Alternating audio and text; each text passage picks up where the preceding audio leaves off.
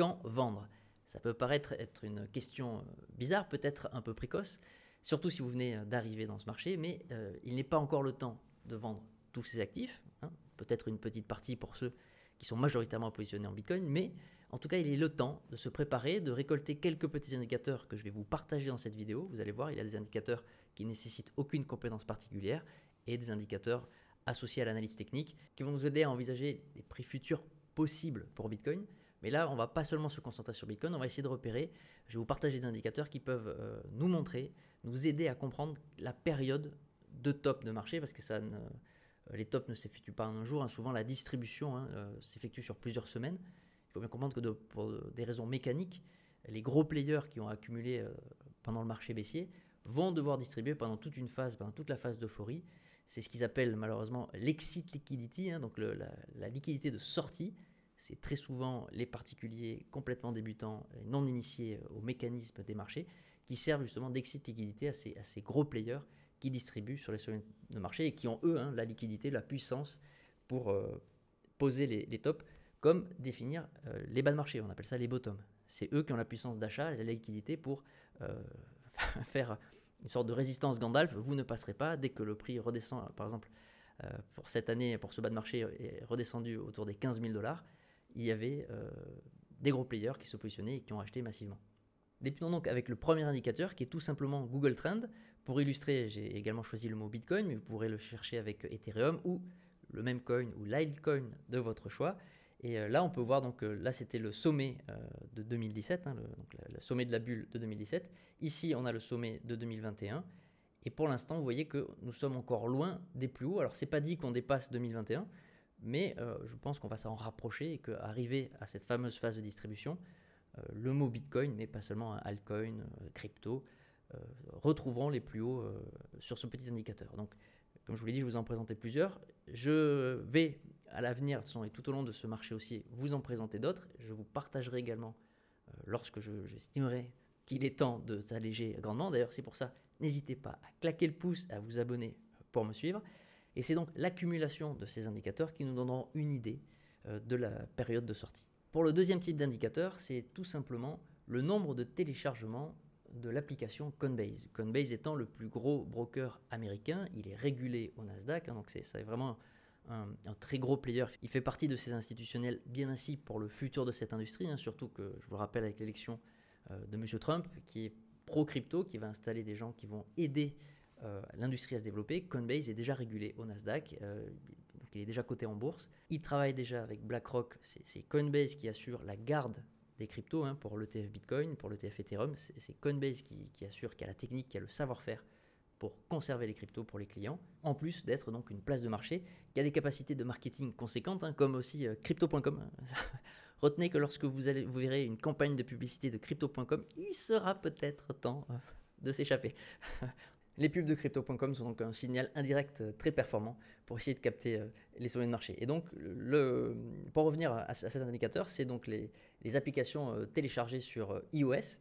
Et vous voyez que Coinbase là, est remonté à la 10e place. Et on peut penser que lorsqu'il atteindra au moins le top 3, et c'est possible, hein, je pense qu'il atteindra le top 3, peut-être le top 1 des applications gratuites à télécharger sur App Store, lorsqu'il atteindra ces top places, il sera temps de se demander si on allège et combien on allège notre portefeuille pour repasser en cash. On peut faire la même chose avec Android. Alors là, il n'est pas du tout, sur Android, il n'est pas du tout dans le top général. Je suis allé chercher plus en détail. En fait, lorsqu'on se concentre sur en finance, il est 12e déjà quand même. Et après, par contre, de façon générale, pour toutes les apps, il est encore 154. Ça, c'est ce qui me laisse penser qu'on a encore plusieurs mois normalement avant l'euphorie finale. On a encore le temps de s'installer. C'est pour rassurer ceux qui viennent d'arriver et qui regardent la vidéo.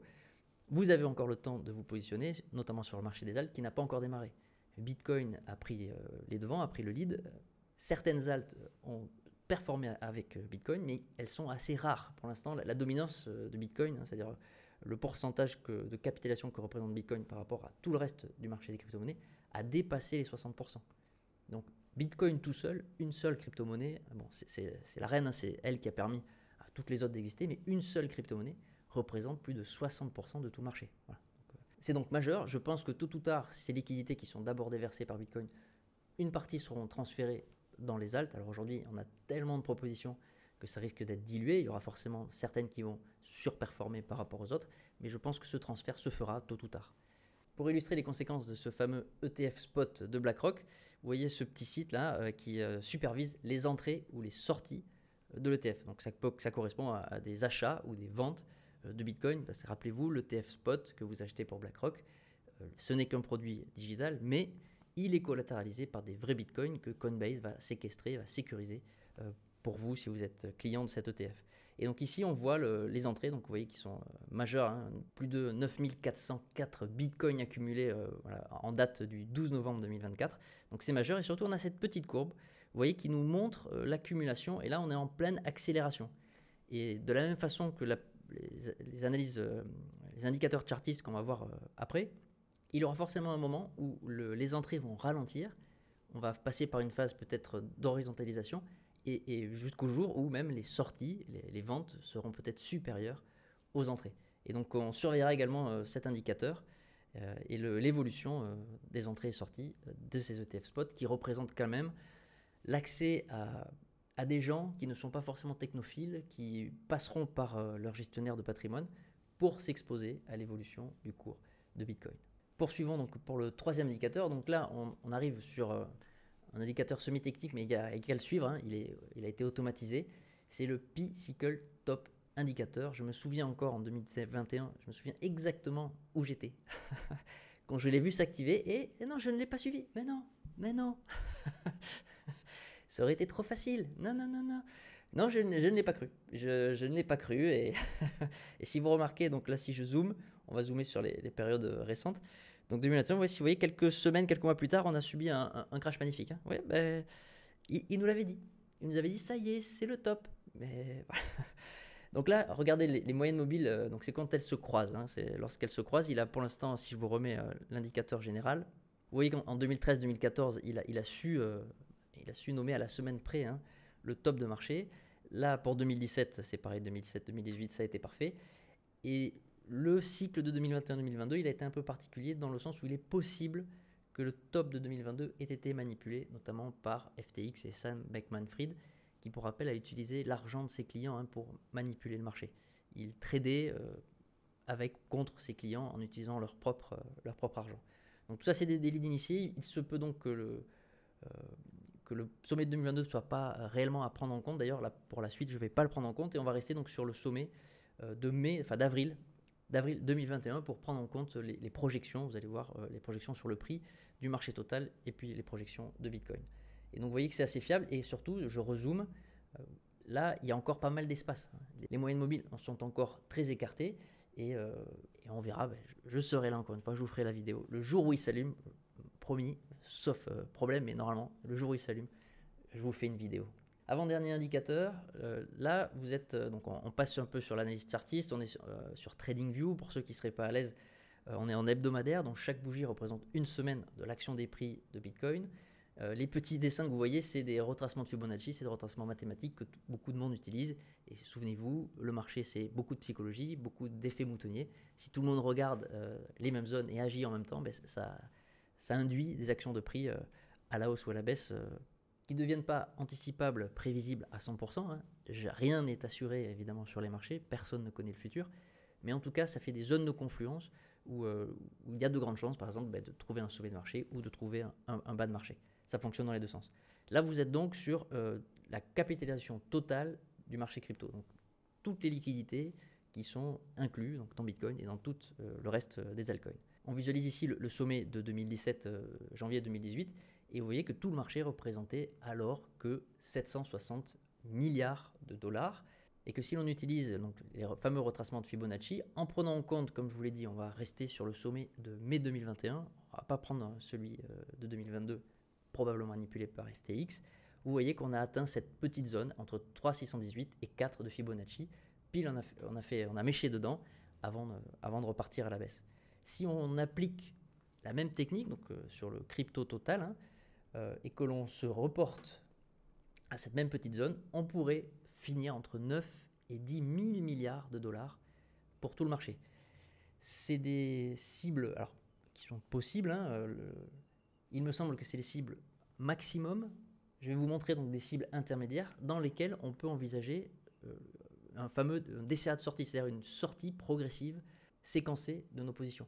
On n'est pas obligé de rentrer intégralement en une fois, comme on n'est pas obligé de sortir intégralement en une fois. On peut séquencer nos entrées et nos sorties. Et là, nous sommes, c'est pour ça que je fais cette vidéo, nous débutons, nous rentrons dans une phase où il va falloir penser à séquencer nos sorties. J'en profite aussi pour vous montrer que sur ce crypto total, on vient de toucher l'ALTH, le plus haut, l'all-time high précédent. On a méché dedans, mais on ne l'a pas encore dépassé. C'est pour ça que je vous dis, le Bitcoin a montré la voie. Lui, il est en découverte de prix, il est déjà en marché aussi, il est déjà en bull run. Mais le reste, c'est pas encore acté. Il va falloir casser ses plus hauts, donc qui représentent 3000 milliards, c'est 3000 milliards pour tout le marché, et aller essayer de rattraper un peu l'or qui a pris de l'avance. À titre de comparaison, l'or, la capitalisation totale boursière de l'or est estimée entre 17 et 18 000 milliards de dollars. Donc nous, marché crypto, on est encore qu'à 3000. Et BTC représente 60% de ces 3000. Vous voyez donc qu'on a encore de la marge. En tout cas, lorsque cette action des prix atteindra ces zones clés, donc la première zone est entre 4003 et 5000 milliards de dollars pour la capitalisation, la zone d'après entre 6, 6,5 et 7,5, et la dernière zone donc entre 9 et 10 000 milliards de dollars. C'est les zones qui doivent nous faire réfléchir en fonction des autres indicateurs pour savoir si on allège un peu, beaucoup, passionnément. Et en tout cas, on va voir ça aussi sur Bitcoin, en fonction aussi des objectifs de prix sur Bitcoin. Donc j'ai refait un peu la même chose. Là, ici, c'est le sommet de 2017. Et vous voyez que c'est en faisant ces petits retracements de Fibonacci, je vais garder toujours pareil le sommet de 2021. On a fini dans cette même box entre 3,618 et 4. Et si l'on refait la même chose pour ce cycle-là, entre le plus haut de 2021 et le plus bas de 2022, la box se situe entre 194 000 et 211 000 dollars un Bitcoin. Donc 250 000, j'y crois pas trop. En tout cas, ma target maximum, l'hypothèse maximum est autour, est à l'approche des 200 000 dollars, surtout que je pense qu'on va exploser les 100 000 là, dans ce marché haussier. C'est ce qui va aussi contribuer à faire venir le public, car 100 000 dollars, c'est un gros chiffre rond psychologique, ça va parler à beaucoup de monde. Par contre, peut-être que les 200 000 dollars, on ne fera que les approcher. Et très souvent, les tops de marché, par exemple en 2017, on n'a pas touché les 20 000. Voilà, on a touché, voilà, vous voyez, sur ce graphique, le top de marché de 2017, c'est 19 834. La raison est toujours la même. Beaucoup de monde s'était positionné à 20 000. Énormément d'ordres d'achat de particuliers s'étaient positionnés à 20 000. Et le marché n'a pas tendance à récompenser le plus grand nombre. Donc il est venu juste avant, il n'a pas exécuté les ordres, et après, vous voyez qu'il est reparti violemment.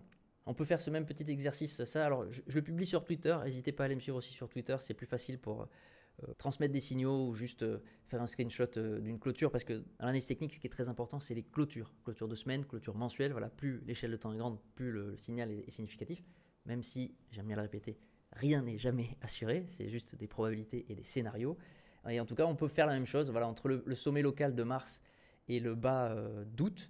Lorsqu'on refait ces retracements, vous voyez qu'entre 1,618 et 2, c'est une zone de prise de profit, c'est une zone qui est scrutée par les marchés, et le cours tape. Et c'est pas pour rien qu'on trouve des vendeurs à ce niveau-là. Surtout qu'on est sous la zone principale, 1,618 et 2, du grand retracement, de tout le mouvement, du grand mouvement dernier, et qui, elle, se situe juste de 96 000 à 115 000 dollars. Donc je pense que c'est qu'une histoire de temps avant qu'on y aille. Mais on peut peut-être latéraliser un peu, peut-être aussi un peu retracer. Souvenez-vous que ça ne montera pas en ligne droite, ça ne va pas être un long fleuve tranquille. Rappelez-vous aussi que là, que nous ne sommes pas encore dans la phase de sprint. Pour ceux qui me suivent depuis plus de 2 ans, nous venons de franchir la moitié de notre marathon. Mais il nous reste au moins 15 bornes, je pense, minimum, 15 km. Donc il n'est pas le temps de sprinter. On garde le rythme, on reste confortable sur les appuis, et surtout, on s'occupe. Allez faire du sport, occupez-vous de votre famille, laissez courir vos positions, laissez tous ces indicateurs se rapprocher des zones de surchauffe. Vous voyez qu'on n'est pas du tout en surchauffe. Je parle là au niveau du cycle, pas à court terme. Et laissez donc le cours respirer, retracer, liquider ceux qui rentrent tardivement avec beaucoup trop de levier. Et c'est en restant assis sur votre chaise, assis sur vos positions, que probablement vous ferez beaucoup mieux que la plupart des intervenants sur ce marché. Je vous remercie d'avoir regardé jusque-là. N'oubliez pas de claquer le pouce si vous ne l'avez pas fait, de vous abonner, et je vous dis à très vite. Ciao.